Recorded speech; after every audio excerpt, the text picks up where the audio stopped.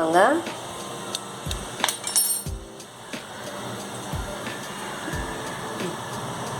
ஜீரா பொரிஞ்சதுக்கப்புறம் வெங்காயம் அண்டு பச்சை மிளகாவையும் போட்டுக்கோங்க.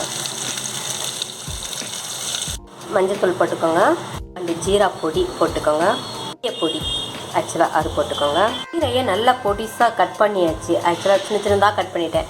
இப்போ அது போட்டுக்கோங்க. ஏன்னா நம்ம இது கொஞ்ச நேரத்துலேயே வதங்கிடும். ஆல்மோஸ்ட்டு சீக்கிரமாக குயிக்காக வதங்கிடும் இப்படி செஞ்சிங்கன்னா. சால்ட்டு போட்டுக்கோங்க.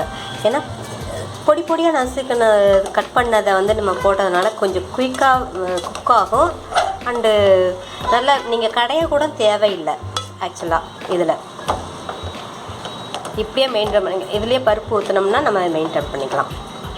என்னென்ன போட்டிருக்கேன்னா துவரம்பருப்பு அண்டு பாசிப்பருப்பு அண்டு தக்காளி, வெங்காயம், கார்லிக்கு இதெல்லாம் போட்டு நல்லா வேக வச்சு வச்சுருக்கேன். பருப்பை நல்லா கடைஞ்சிக்கோங்க. இப்படியே கடைஞ்சி வச்சுக்கோங்க. கீரை நல்லா வெந்துருச்சு பாருங்கள். வெந்தோடனே பருப்பு அப்படியே மிக்ஸ் பண்ணிடுங்க. பாருங்கள் செம்மையாக இருக்குது பாருங்கள். அவ்வளோதான், ரெடி. ரெடி, வாங்க சாப்பிட்லாம். கீரை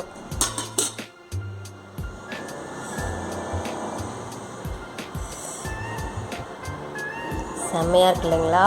பார்க்குறதுக்கே சாப்பிடணும் போல இருக்குல்ல. வாங்க சாப்பிட்லாம்.